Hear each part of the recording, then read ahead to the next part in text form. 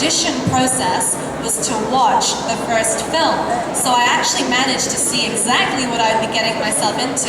And throughout the screening, we started with about 12 girls, and slowly it was 10, 9, 8, 7, all the way down to just myself and one other woman who also was in front of me, Georgia Goodrick, the blonde-haired girl in the Centipede. And Tom said, well, I guess you guys are it then. Und Dieter, kannst du mir sagen, was für dich der Unterschied war zwischen Teil 1 und Teil 2 und wo du da die großen Unterschiede siehst? Ja, also hier wird auch Deutsch gesprochen. Und Teil 1 und 2, ich muss bekennen, ich bin eine Sissy. Ich ekle mich vor Körperflüssigkeiten. Und als ich Teil 2 zum ersten Mal gesehen hatte, ich hatte die Ehre, als Dr. Heiter die Premiere zu eröffnen in London, in einem vollgepackten Kino und von 800 Leuten. Und da habe ich gesagt, ich bin Dr. Heiter und ich distanziere mich. Ich habe gehört, hier ist ein Laie am Werk, der alles kaputt macht und alles falsch macht. Ich habe damit nichts zu tun, kann das nicht mit meinem hippokratischen Eid vereinen und bin abgegangen. Das haben die Leute natürlich gemocht. Dann habe ich den Film gesehen und dann muss ich sagen, dass mich ganz andere Sachen als das viele Blut interessiert haben. Interessiert hat mich Schwarz-Weiß, fand ich sehr arthouse-mäßig geil. Dann fand ich manche Bilder unheimlich gut. Wenn du den Centipede siehst in der Totalen, kannst du sagen, ja, wir leben in einem Schlachthaus.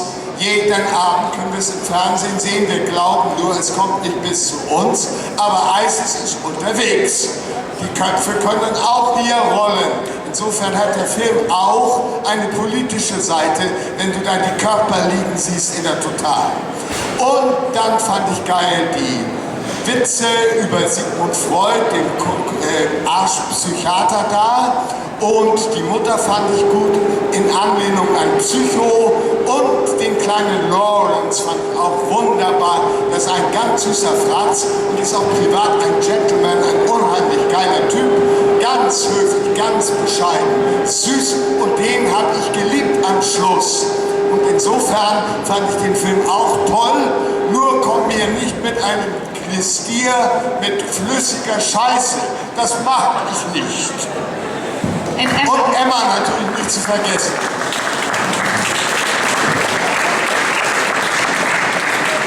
Emma, can you tell me that when you watched the first part, what did you think of it? And then when it came to filming the second part, what did you find most challenging? Was there like a particular scene or anything? Sure, well, with the first one, I was blown away. I had never seen any film at all like The Human Centipede.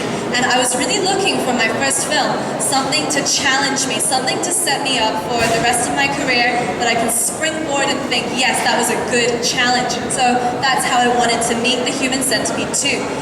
In regards to challenging scenes, those of you who've seen number 2 will have remembered the rape scene. This to me was very important. I did not want it to be comical, so what I did is I spoke to real life rape victims and survivors, men and women, as it's a real issue, and I spoke to them and said, how do you feel about rape being in a film for entertainment value, and how can I approach it in a way that would make such people interested and to be truthful, because this is important to me, that the acting is truthful and not about lying and pretending. And they said it's fine, just make sure you truly portray, in your opinion, the true brutality of human nature, how aggressive people can be, how disgusting people can be. So that's what I really wanted to do. I spoke with Lawrence, who played Martin, who is incredible to work with. He was like a mentor on set, taking care of me, being wonderful, but once he is in the zone, he is there. And so it's almost like you don't even have to try and act. You are living it when you are acting with Lawrence, so it really felt very real. It was very challenging.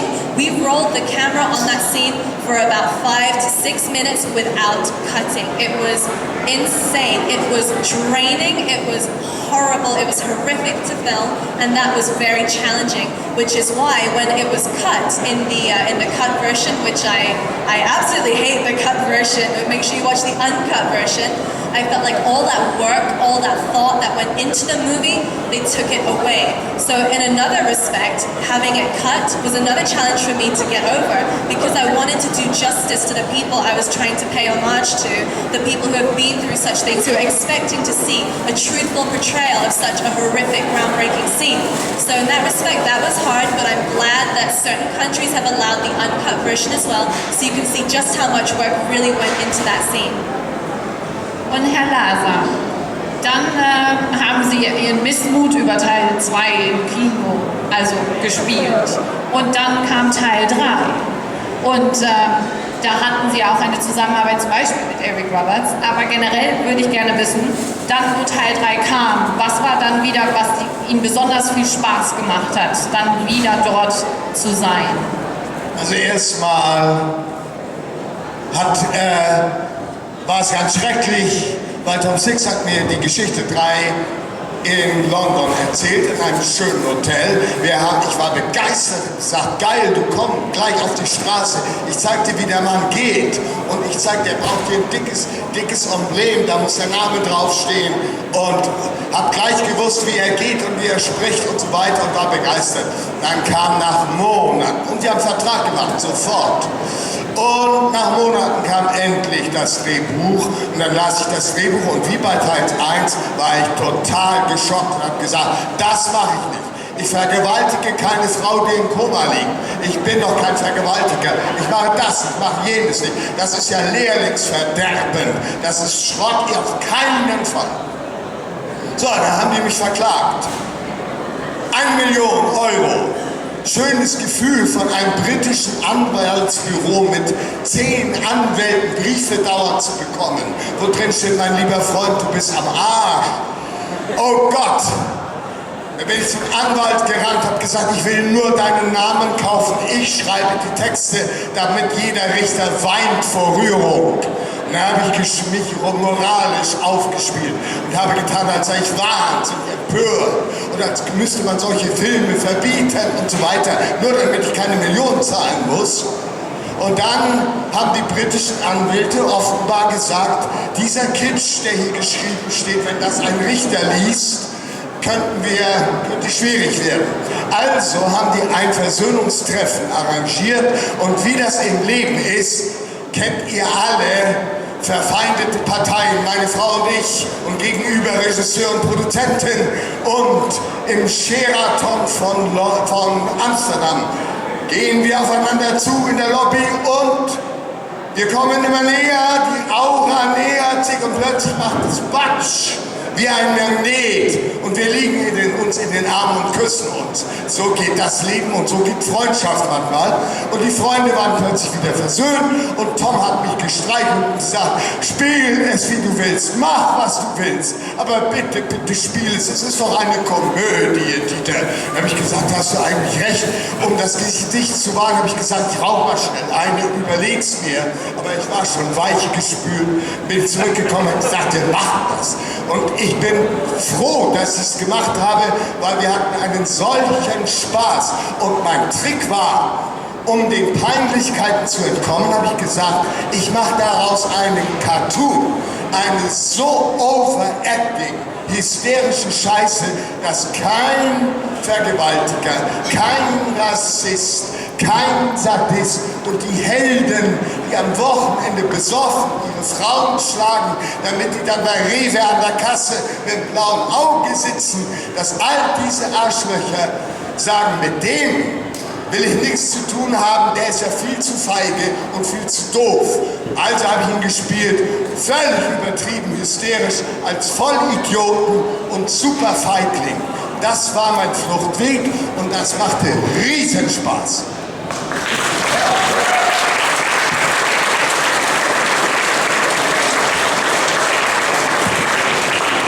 Emma, did you see part 3 after you were in part 2? Did you still follow the franchise?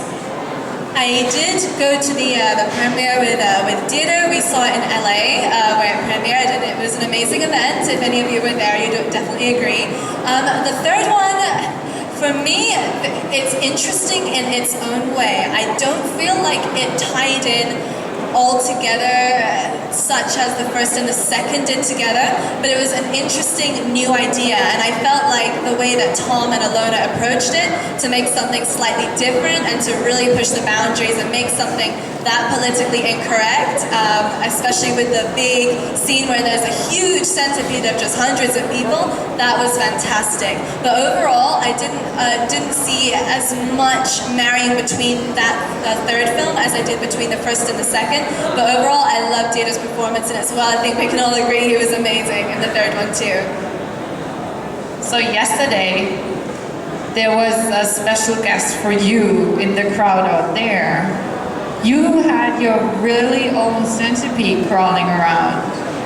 Did you ever have that before happening to you, or was that the first time? And can you tell them, if you saw it yesterday, and what was it like when you saw it? Can you tell them, if they haven't seen it, what was going on?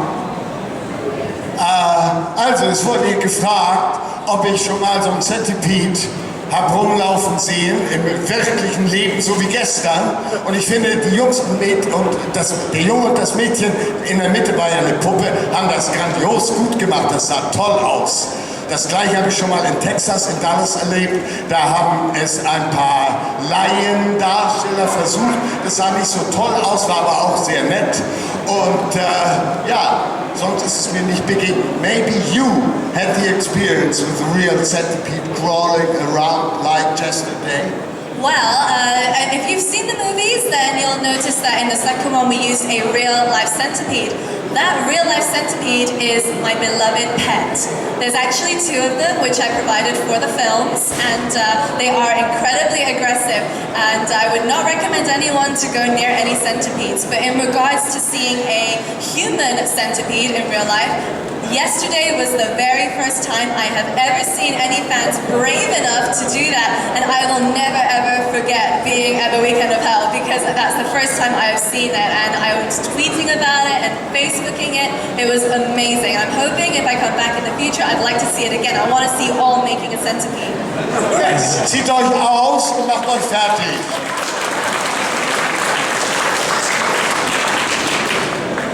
Can you share, was it rather a hard-working set in part 2?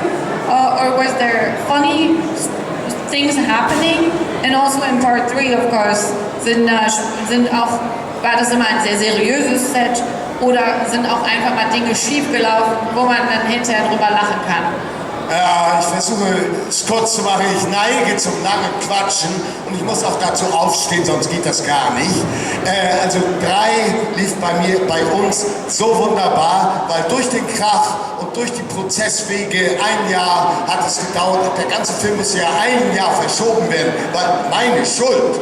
Und deshalb hatte ich sehr viel Vorbereitungszeit. Und Tom und ich waren so gut vorbereitet, dass wir beim Drehen überhaupt gar nichts reden mussten.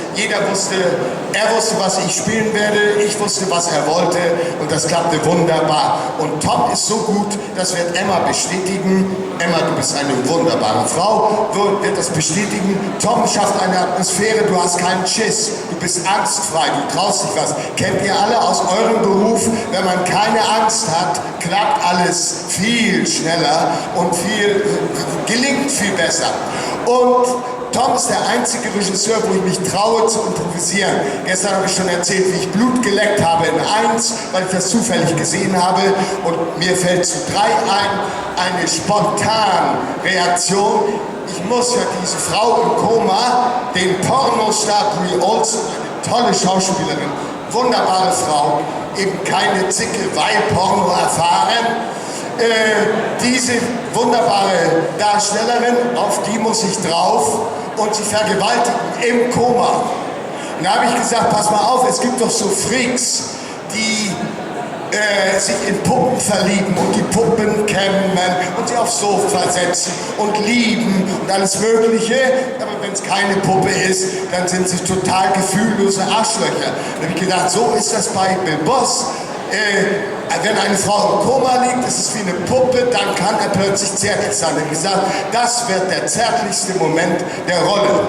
Und dann haben wir das angefangen zu drehen, kurze Verständigung mit Brie Olsen, kann ich so, darf ich so, wie möchtest du, und wir drehen die Szene, die Kamera läuft, in der Sekunde denke ich, im deutschen Fernsehen sehe ich dauernd Vögelszenen, dann macht einer einen Rock und zup, ist er drin.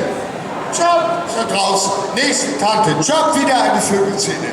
Und das geht alles so leicht, habe ich gedacht, in den hundertstel Sekunden, die du hast, während die Kamera läuft, habe ich gedacht, so machen wir das hier nicht. Das ist viel zu einfach. So einfach ist es nicht immer. Also musste ich zu Gleitmitteln greifen. Ich habe plötzlich mitten in der Szene, habe ich mir meine Hand kam die Hand wieder hoch, abgeleckt und wieder reingesteckt und ihn dann erst reingeschoben, angeblich natürlich nur. Und das bringt einen riesen Spaß, solche Spontaneinfälle bei so einem Regisseur.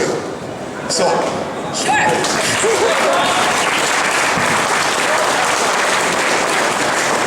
Now, in the second movie, it was not a glamorous shoot. It was long days, it was dirty, and it was cold and in an old abandoned warehouse.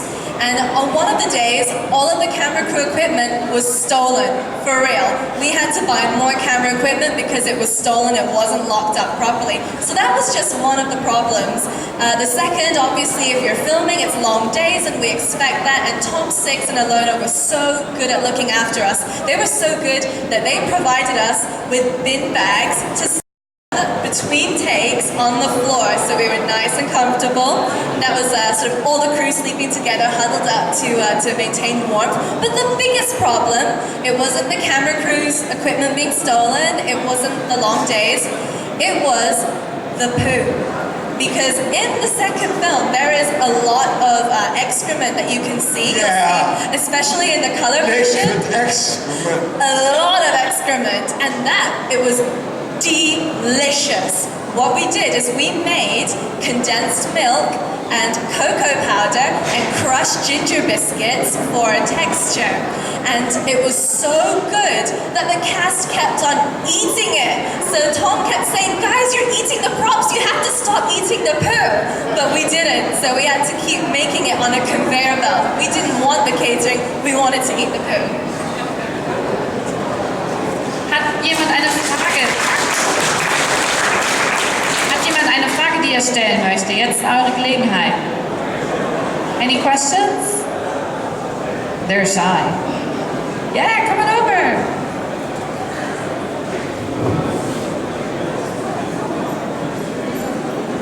Ja, so vielen Dank erstmal. Hallo.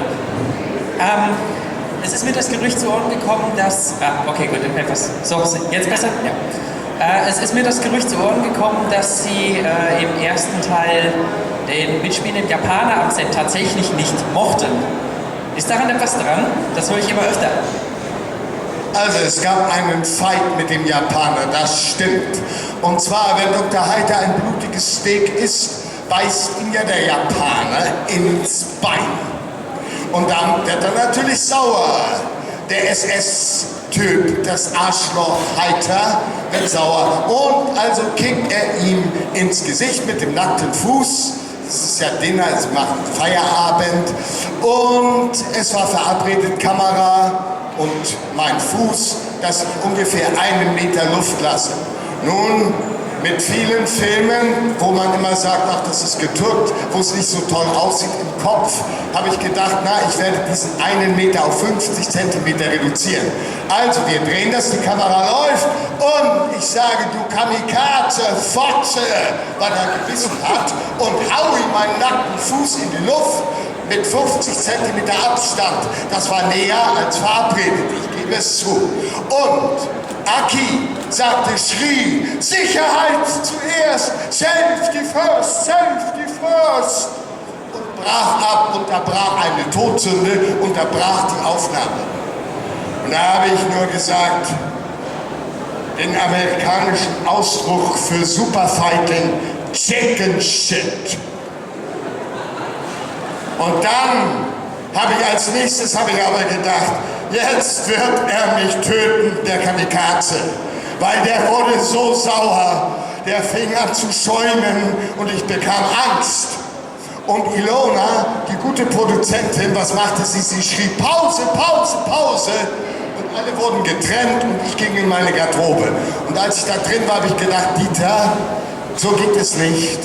Wenn er Angst hat, musst du das respektieren, geh hin, entschuldige dich. Ich rüber in die Maske, das saß das gesamte Team rum und sprach mit dem bösen Laser, der Chicken Shit sagt. Und da bin ich rein und habe gesagt, Aki, ich möchte mich offiziell vom gesamten Team bei dir entschuldigen. Ich habe mich schlecht benommen, es tut mir leid. Und das ist der Grundstein unserer Freundschaft geworden und wir haben umso besser weitergearbeitet. Also, ihr seht, ich bin ein ganz edler Typ.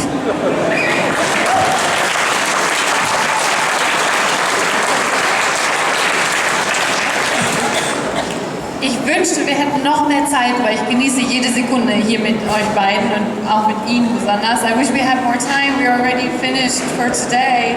And ihr solltet auf jeden Fall die Gelegenheit heute noch nutzen, die beiden zu besuchen am Tisch. Sie sind für jeden Plausch zu haben. Das kann man sich wunderbar mit unterhalten. Come say hi. It's really nice to talk to you guys. So please give it up for Dieter Laser and Emma Locke. Dankeschön. Danke, dass ihr gekommen seid. Es ist ja richtig voll geworden. Wunderschön.